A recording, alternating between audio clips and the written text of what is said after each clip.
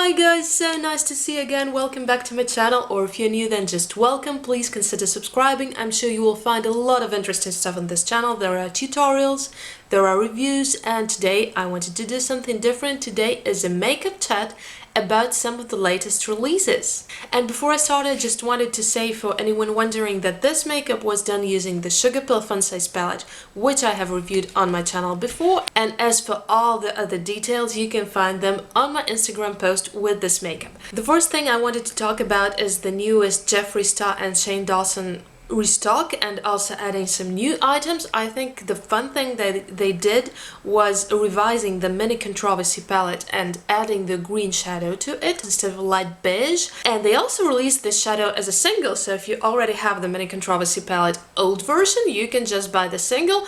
And luckily this single eyeshadow was very quickly sold out, but I just hope that they restock it.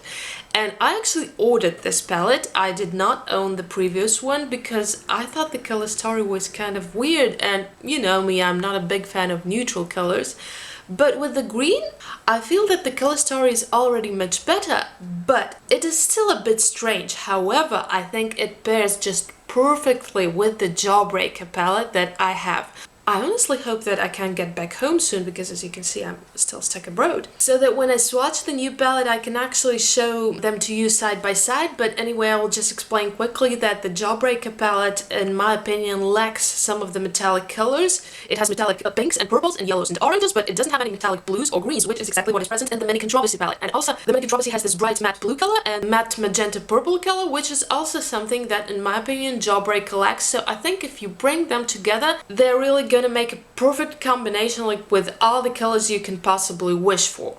That being said, another thing that was interesting to me in this restock at first was the slime colored gloss. I was, wow, I love this color, I need to try it. But then I saw the swatches. It's just clear, guys. I mean, at some very extreme angle, if you apply it, I don't know, over a white lipstick, probably you will see some green, because even on the promo swatches, you can hardly see any, even when you know it was a slime gloss swatch. No, there is nothing wrong with a clear gloss. However, I just don't understand why they needed to make it of such a juicy slime color just to make a clear gloss. A bit weird in my opinion, but oh well. And while we're still on the Jeffree Star topic, let me cover a little bit his previous collection, the cremated one. A lot of people were against the names in this palette because they looked inconsiderate to them in the course of the worldwide pandemic. However, guys, first of all, let's take into account that the palette is designed and the names are printed months ahead, so there was no pandemic around at this time. Second, if you find these names to be inconsiderate and reminding you of a loss, I think you would also find that without a pandemic, because let's face it, losses happen, unfortunately, but they happen even without any pandemics. That being said, I personally find a lot of Jeffree Star names controversial, like in a lot of other palettes of his, in some lipsticks. I think the names are over-sexualized, which I don't personally find relevant to eyeshadows. Like if he were selling sexy lingerie or something, that would be a different story. However, to me, this is not really important. The quality of the products, the colors are important, but the names, not so much. And then again, this cremated palette was kind of goth themed, and you know that goth aesthetics have to do with death. There are a lot of goth photos on the graveyards, there are a lot of skulls in this theme, etc. So I personally think this is kind of relevant, and I don't think he meant to offend anyone. Please let me know your thoughts in the comments. As for the colors of this palette, I find them a little bit boring. I never went for this palette, but I can see that it can be useful to someone who does a lot of neutral makeup looks, either on him or herself or on other people, like a makeup artist who does a lot of wedding makeups, where people often want to go for something soft and neutral. I think for these purposes this palette is really useful. Another release that I personally found very interesting but a little bit weird in marketing terms was the Juvia's Place Wahala palette, which I actually wanted to buy, but I didn't do this in the first couple of days and it just got sold out. And I was, what? What? How come? I mean, all the other Juvia's Places palettes seem to be permanent, or at least they're often restocked, and I wasn't thinking that would be such a rush. And besides, they built a hype around this palette. I really don't understand why they would make it in such small quantities, and I was definitely not the only one thinking that, because on their Instagram a lot of people started writing, oh my god, I missed my chance to buy this palette, I really wanted, but now it is sold out. And as a result, they decided to bring it back in July. We don't know when exactly, but let's hope that they do it soon. The color story is really very interesting. There is a good variety. There are mattes and shimmers and metallics. There are a couple of pressed glitters. Also, with the Pride month, with June month coming to an end when I'm filming this video, I wanted to talk a little bit about the Nyx Pride collection, which to me is a bit ridiculous. Okay, I did like the liners, and I ordered several of them. I haven't got them yet, so I can't comment on the quality. And as for the lipsticks, they look very similar to what they already had.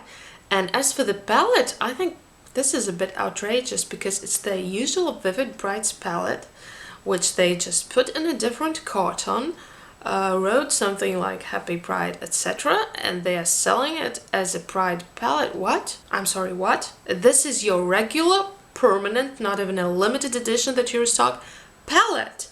Why are you starting to call it a Pride one, just to augment your sales? Not in such a blunt way, please. Please either design something new and then call it a Pride palette, or just don't go there. Another super discussed latest release is the Urban Decay Naked Ultraviolet palette, which I got so excited about when I first saw the promo photos. They seemed so vibrant, so violet, and it was honestly the first naked palette that I got interested in, because purple is my favorite color, let's face it, I will love anything purple.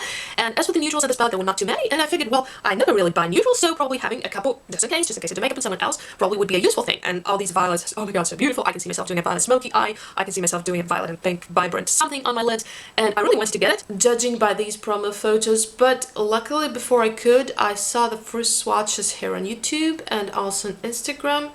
The colors in the swatches did not correspond to the colors that I saw in these first photos.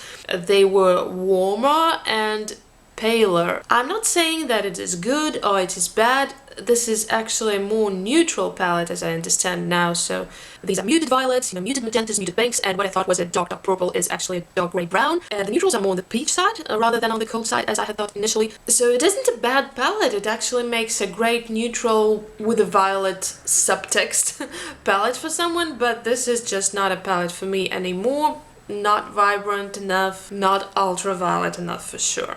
Another one of the latest releases which I bought something from was the Kiko Unexpected Paradise collection, and I bought the foundation. The shade is called 06 Hazelnut, and it is the darkest shade in the collection, which to me is surprising. I think the collection is really nice, and I got this foundation because I wanted something inexpensive for the time that I'm tanned. This is going to last long as soon as I come home, so I didn't really want to go for something super posh. However, I honestly don't realize why they didn't make any foundations or powders that match the foundations for dark-skinned people in this collection. I mean, their permanent edition foundations have dark shades.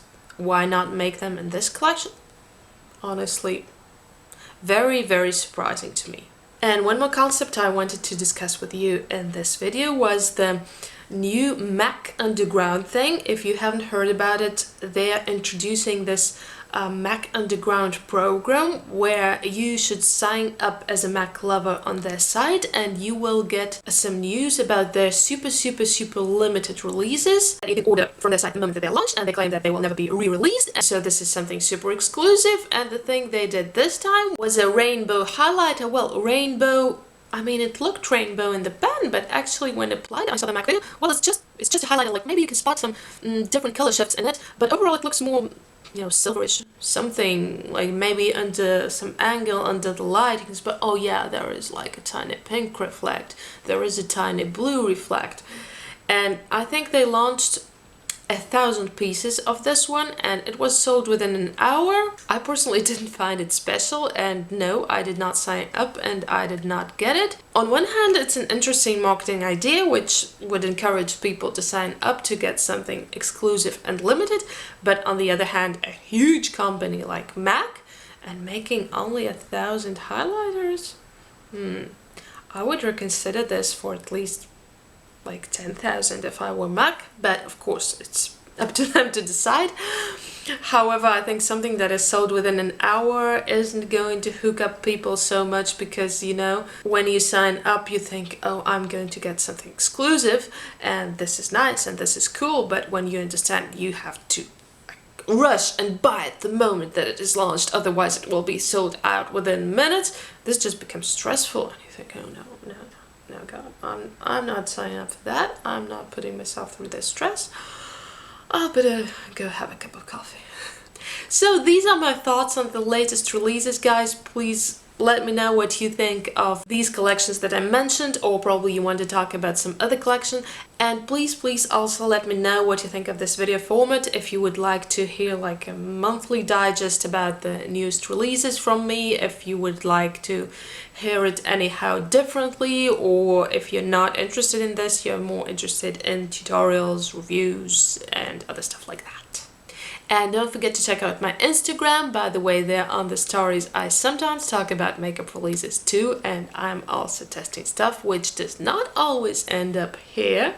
So keep an eye on my Instagram stories. And thank you so much for watching this video. Bye bye guys. I love you all.